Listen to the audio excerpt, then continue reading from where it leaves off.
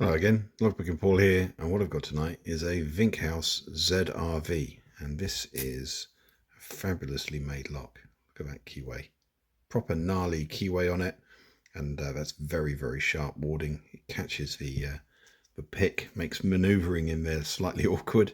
And these locks, if you've not picked one of these before, have amazingly good tolerances. They almost feel like they've got counter milling. They don't, but the pins are so tight in there, but the slightest tension on that core makes everything sort of feel really bound up and grabby. So the very lightest of tensions, and if it gets into a false, you have to manually counter rotate your way out of it. It will not freely rotate like a regular spooled lock will. So yeah, lovely. It's got some great bitting on it. And I'm not sure where I got this from. I think it came from Jason34 from the UK Locksport forum, along with a bunch of other wonderful German locks like BKSs and CESs, all tricky locks to pick. This is ranked as a green belt, and I think it's at the harder end of the green belt scale, if you like, simply because the tolerances are so good in it. So I'm going to get this set up in a vise, get it focused in, and we'll get it picked. Now there is another slight problem with this. Is it's a Euro, so you pick it pins down.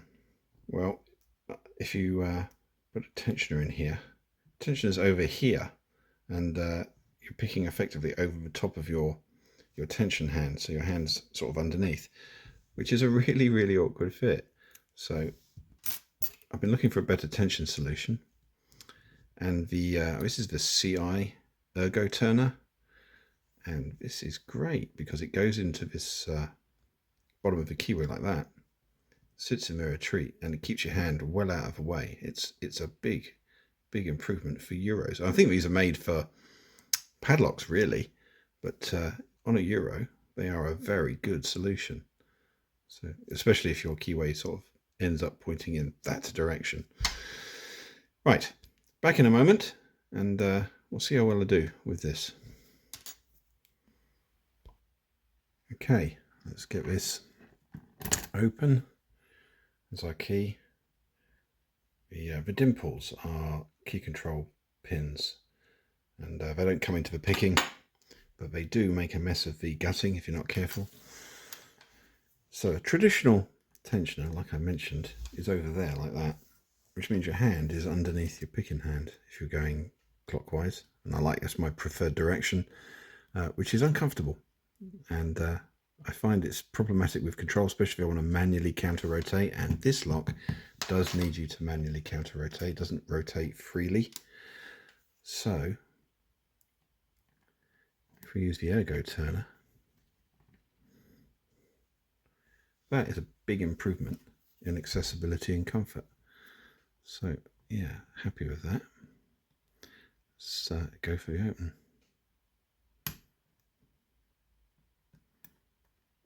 I've got the lightest tension on this, virtually nothing.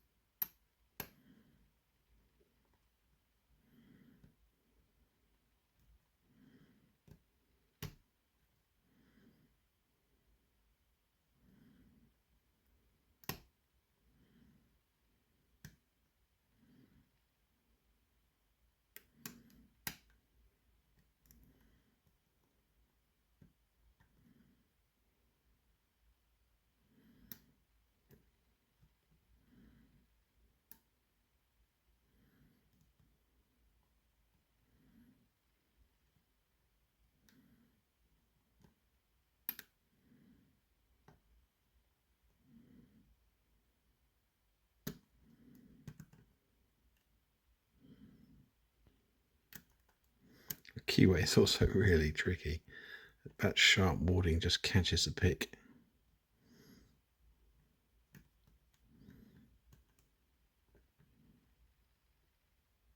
Get over set to see if we can bounce that out. Yeah.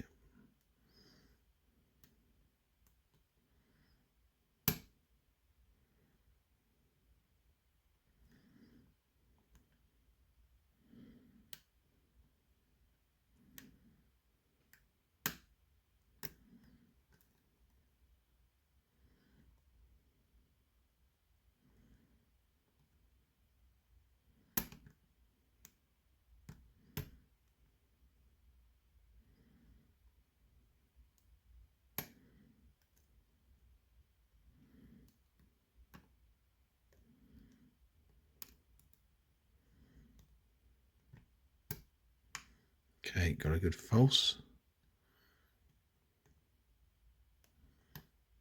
And there we go. Just so, the tolerances are so tight in this lock. Just not very forgiving at all. Right, let's get it gutted and have a look inside. These are great locks. Go down there and we will change the focus.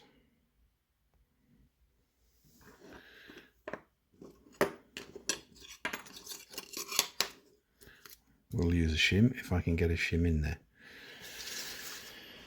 Right, let's pop this off. I'll tell you what we'll do. As we've got the key, we'll lock that back up. No sense risking things unnecessarily. It's a great lock. I don't want to break it. I've had to. These are crimped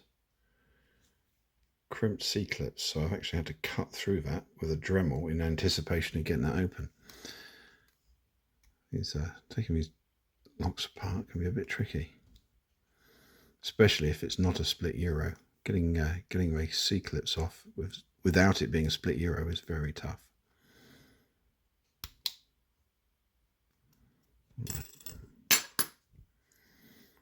Key.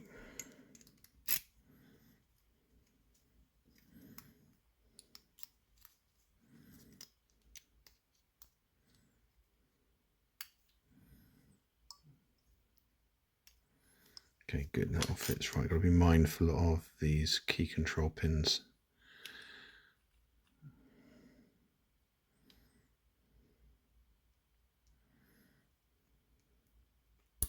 Yeah, there goes one of them. Oh no, it's a key pin. Cylinder's out upside down. Right, okay. Let's pop that there for now. There's the key control pins on the side, which is in the back 2 out of 4. So let's put those. Another key pin.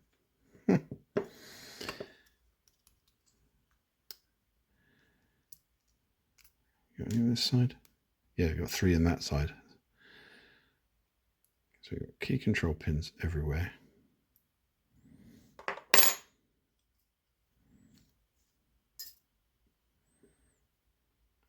I'll sort those out in a second. Right. 1,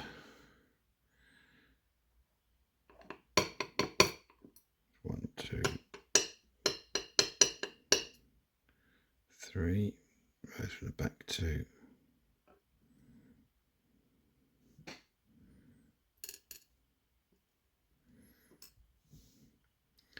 Let's just quickly reorient which keys or which pins are which. That feels like it might be number 1.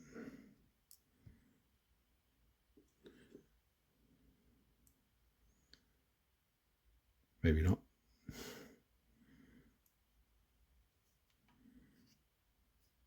Okay, I got 1 and 5 wrong way around, so at least I know which is which.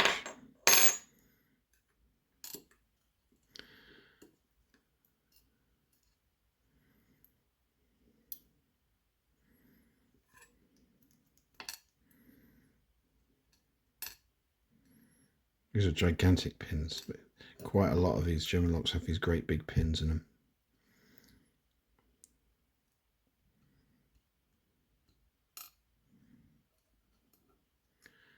A torpedo key pin and a regular one. So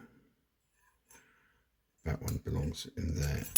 That one belongs in there. All right, so you've got a steel pin in one. The core, no countermilling. It really feels like it's got countermilling. The tolerances are so amazing. Just feels, every pins just, they don't slide. You've got to scooch them up. Tremendously made locks. Right, so look at the drivers.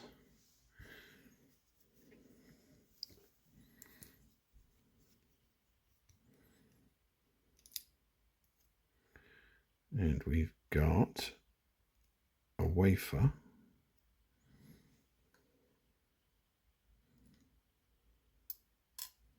Got a massive driver pin. We've got a spool. sticky pin. That's why when it was in a deep false, just tapped a pin and it opened.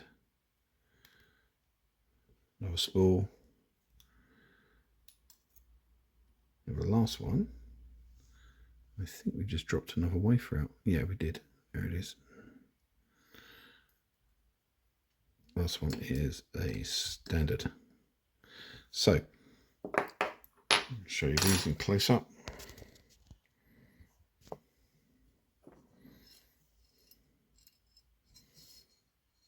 If only the lighting was better. It's a little better. Yeah. The spool's interesting in as much that it has chamfered top and bottom to the spool. So that is not a completely square thing. So look at that in close up actually. That's not something I'd noticed before. Yeah, look at that. It's got like a sharp lip on the top and bottom of the spool. So it's not completely square. Great, wonderfully engineered locks. Fantastic, and definitely not a pushover. All right, there you go. The Winkhaus ZRV. Fun. All right, cheers.